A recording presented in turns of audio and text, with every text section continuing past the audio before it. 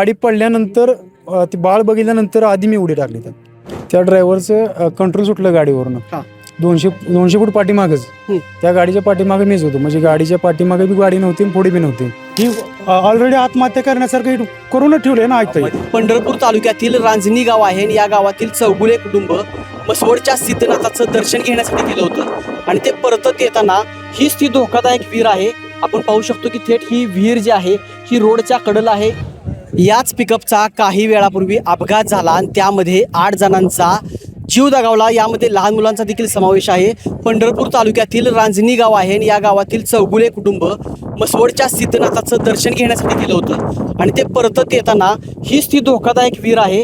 आपण पाहू शकतो की थेट ही विहीर जी आहे ही रोडच्या कडेला आहे. बॅरिकेड्स नाहीत आणि ही जी पिकअप आहे ही पिकअप व्हायबल झाल्याचं इथे स्थानिक नागरिक सांगतात आणि थेट ही पिकअप व्हायबल होऊन या विहिरीमध्ये पडली आणि यामध्ये 8 जणांचा मृत्यू झाला. यामध्ये लहान मुलांचा देखील समावेश झालेला आहे आणि आपण जर पाहिलं तर अशा पद्धतीचं आता रस्त्याची कामं सुरू आहेत आणि धोकादायक विहिरी अशा रस्त्यावरती अनेक आहेत. तर अनेक घटना घडत आहेत. मात्र जीव गेल्यानंतरच प्रशासनाला जाग येते असं प्रत्येक वेळा घडलेलं आहे आणि अतिशय हृदय पिळवून टाकणारी घटना आहे. आणि या ठिकाणी आपण पाहिलं की खासदार धैर्यशील मोहिते पाटील असतील, पंढरपूरच्या नगराध्यक्ष प्रणिता बालके असतील, त्यांनी या ठिकाणी भेट दिलेली आहे आणि प्रशासन देखील या ठिकाणी जे जखमी आहेत त्यांना उपचारासाठी जिल्हा रुग्णालयामध्ये दाखल करताना दिसत आहे. आपल्यासोबत इरफान मुजावर आहे की ज्या युवकानं 5 ते 6 जणांचा या ठिकाणी जीव वाचवला. त्यांच्या डोळ्यात देखत ते जे पिकअप आहे ते विहिरीत पडलं आणि त्या क्षणाला त्यांना विहिरीमध्ये उडी टाकून जी घटना आहे त्या घटनेचे ते साक्षीदार आहेत आणि त्या ठिकाणी त्यांनी अतिशय चांगलं काम केलं. काय झालं होतं नक्की? त्या ड्रायव्हरचं कंट्रोल सुटलं गाडीवरून.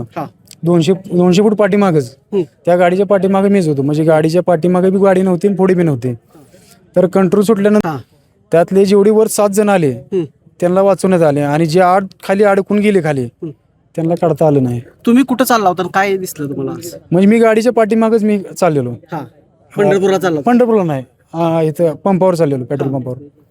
गाडी पडल्या तुम्ही उडी टाकली? हो, गाडी पडल्यानंतर ती बाळ बघितल्यानंतर आधी मी उडी टाकली आणि बाळाला काढलं तुम्ही? हो हो. आणि परत जी बाकीची जी आहे ॲम्ब्युलन्स वगैरे ह्या गोष्टी किती वेळामध्ये आल्या? कोणी बोलवल्या? त्यांना यायला मला वाटतं एक अर्धा तास होऊन गेला.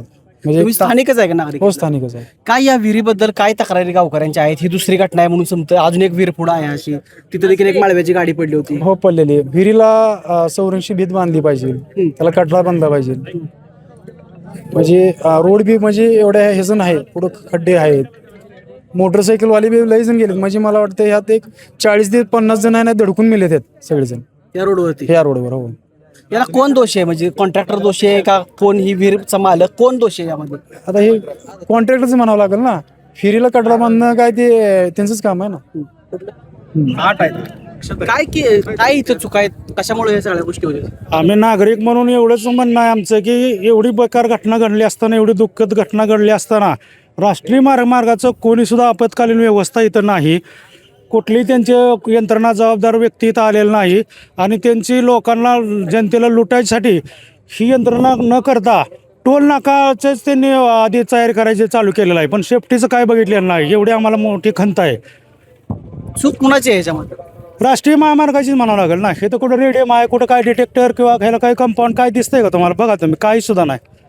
गाडी आहे म्हणल्यावर काहीतरी टायर फुटणार, काहीतरी होणार. रस्त्याचे एवढे कडेला आहे म्हणजे पूर्ण गाडीवाल्याची चूक म्हणता येत नाही. ही ऑलरेडी आत्महत्या करण्यासारखं करूनच ठेवले ना. ऐकता पिकअप पडलं होती माळव्यात इथं. कधी? एक महिना झालं विहिरीत पडलं? विहिरीत पडलो तो पिकअप. ही दुसरी तर घटना आहे. तो 1 महिना 1.5 महिना झाला असेल भाऊ. कोण दगावलं का त्यामध्ये? त्या दागावलं नाही कोण. ड्रायव्हर होतो दीपक असतं. ती काय निघाली पळून निघाली बाहेर दगड. किती खोल आहे विहिरी? 3 फोरच्या आसपास हे राहते. होय. हा, मग आता ही घटना घडल्यावर कधी आलाय तुम्ही? आता 10 मिनिट 15 मिनिटं झालं आम्ही आलोय.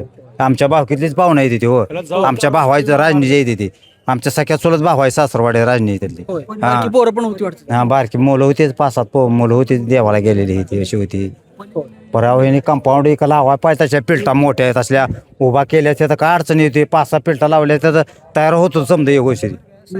माणूस मेल्याशिवाय सरकारला जाग येत नाही बारावा. हे असं त्यांची हायवे पण आहे. हो, समजा असलं चालू आहे कुठं जायचं तर नुसता पैसा पाहिजे ना अर्धवट करत जायचं मोर. असं त्या उपरीच्या फुला बैल तुम्ही कसं केलंय अहो कंबरीक तर खड ते प्रिय फळावर उपोषण करून करून कठाळा आला एक तयार होईना तर आता मागल्या 15 दिवसात थोडं डांबर टाकून थोडं डागडोजी केली.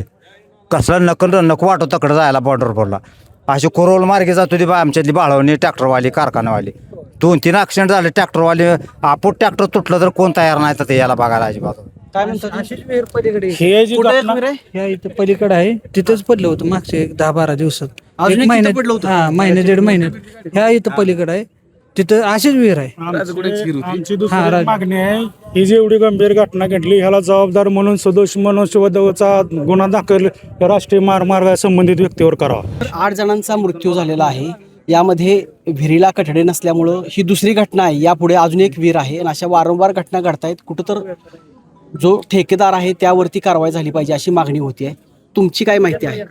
नाही, आज जे ॲक्सिडेंट झालेले आहे ते अत्यंत दुर्दैवी आहेत आणि माहिती प्राप्त झाल्यानंतर इमिडिएटली आमच्या टीम पाठवून इथे मदत केलेली आहेत. आणि खास करून मी मनापासून गावकरींना मी धन्यवाद बोलतो आहे की ज्यांच्यामुळे 7-8 लोकांच्या रेस्क्यू झालेली आहेत.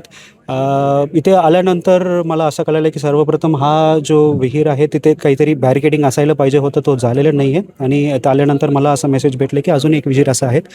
खास करून मी पूर्ण जिल्ह्यामध्ये जितकी विहीर रोडच्या बाजूबाजूमध्ये आहे ते पूर्ण सर्वे करणार. सर्वे करून जे काय याच्यामध्ये बॅरिकेडिंग लावणे असो या विहीरमध्ये क्लोजिंग वगैरे करण्याचे असो ते पूर्णपणे आम्ही कारवाई सुरू करू.